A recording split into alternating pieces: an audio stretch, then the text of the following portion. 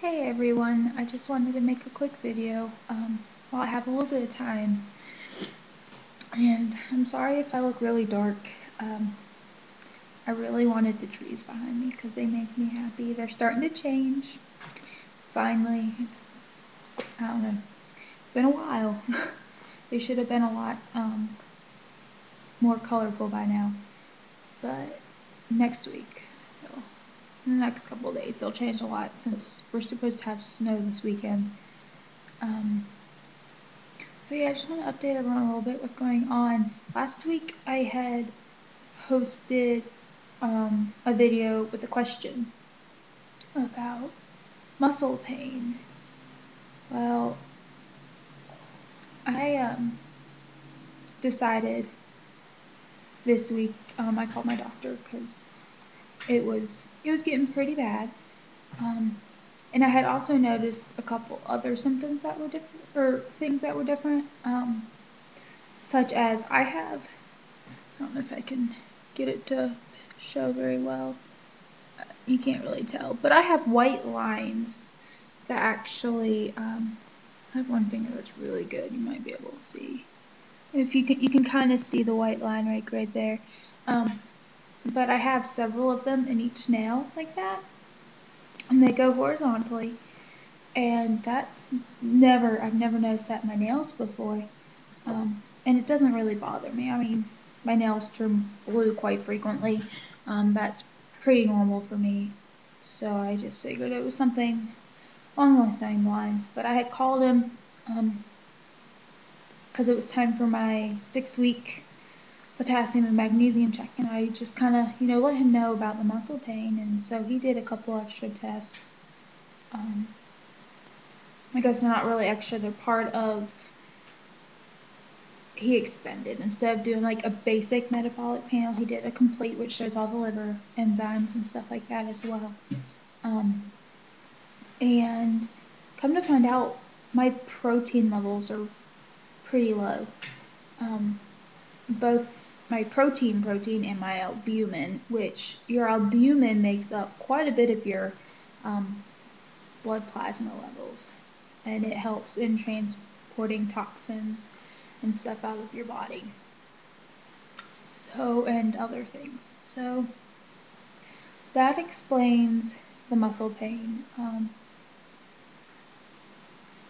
What was really, I think, freaky is, or not really freaky, but it's very concerning for me, is because I eat anywhere between 50 and 60 grams of protein a day, which is, for my size, what I need to be eating. But my levels are now low, so that my doctor is afraid that that's actually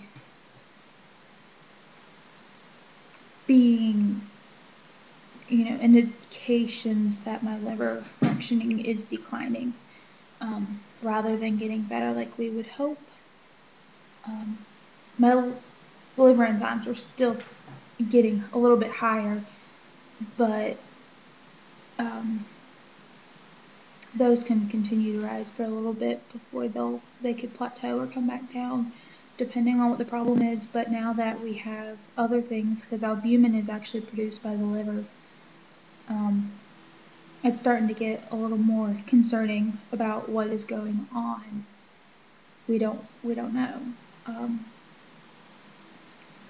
So I go 2 weeks from tomorrow to see the GI doctor.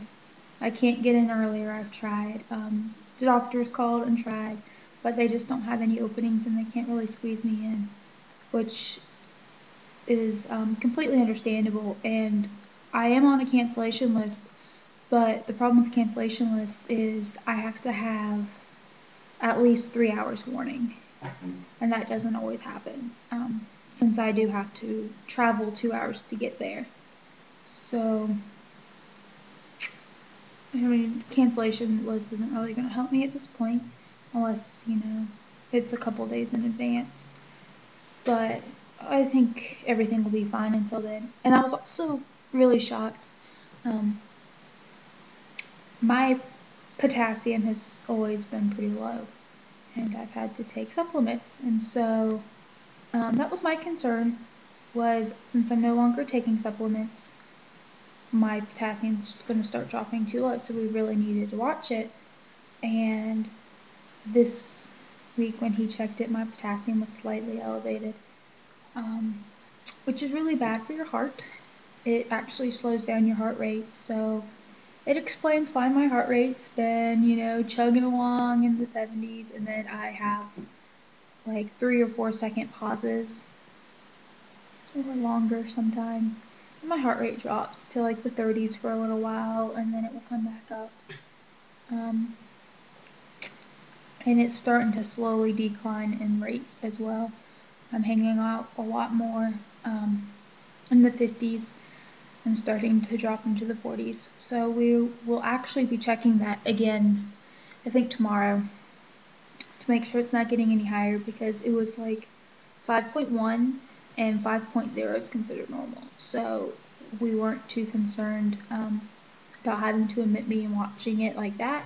But if it continues to increase, then we're going to have to do something like medically intervention of some sort, which I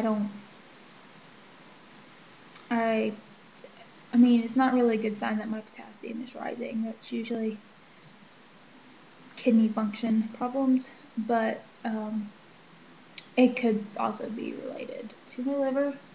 So I was just like, oh, wait, my potassium's high, and it kind of shocked me a little more than it probably should have, and I think it shocked him too. He was just like, that was not what I was expecting, and I was like, yeah, me neither. So that's about all that's going on with me. I'm really excited. I have a lot planned for the weekend, so hopefully I could keep up with it. I'm really tired. That's probably an understatement. I can sleep like 14 hours plus a day and still wake up completely and utterly exhausted, and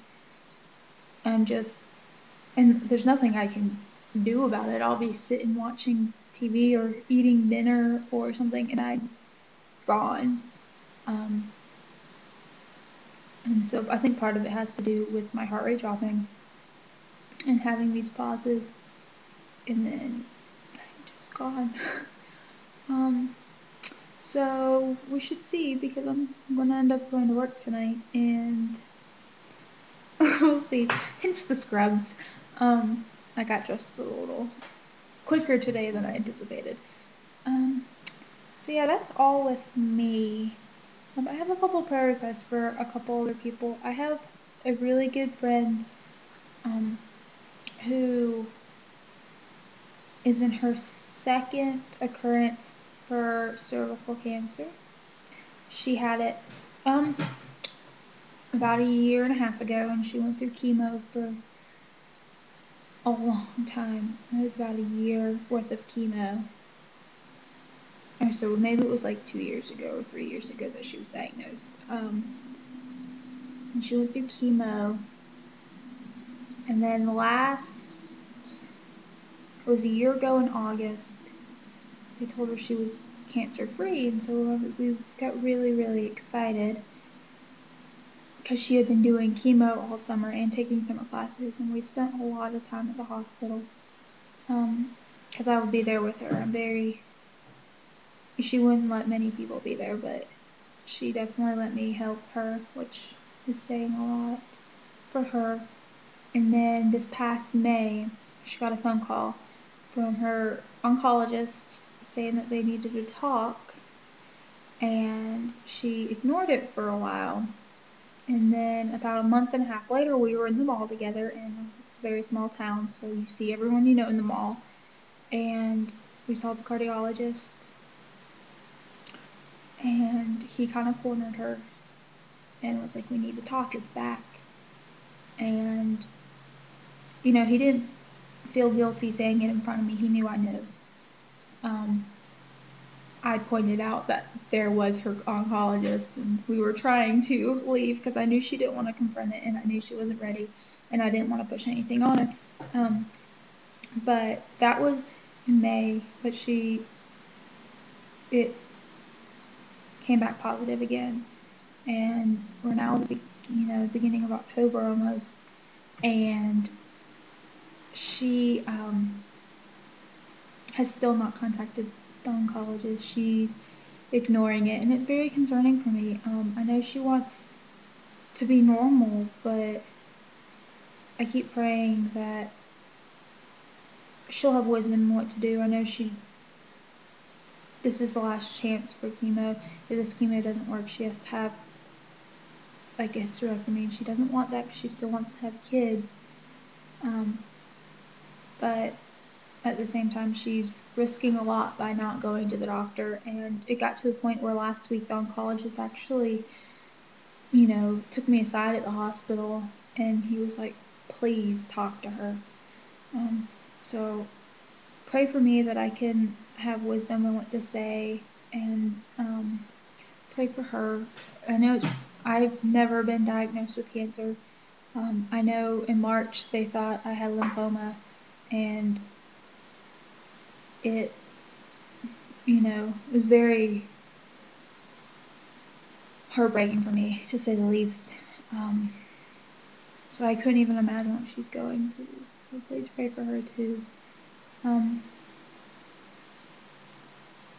also keep my mom in y'all's prayers, please. She's having a lot of problems right now with her MS. She has the worst kinds. She's rapidly declining, but she's having a lot of trouble right now grasping the fact that she can't do certain things, and it's heartbreaking for me to hear her on the phone. And she has to beg and plead for people to do stuff for her. Because at the same time, my dad and my sister are having trouble grasping the fact that they have to take care of her almost 24/7 right now. And so it's definitely weighing a lot on the family. So I guess keep my entire family in your prayers for that as well.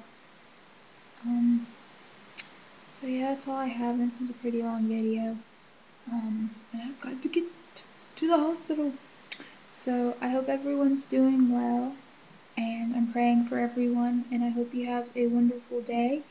And for those who are getting the cool Arctic blast from Canada this weekend, I am totally prepared for snow with my snow socks on. So I really hope it doesn't snow though. It's already going to be hard enough to waking up to like 30-degree temps. So I'll talk to you later. Bye.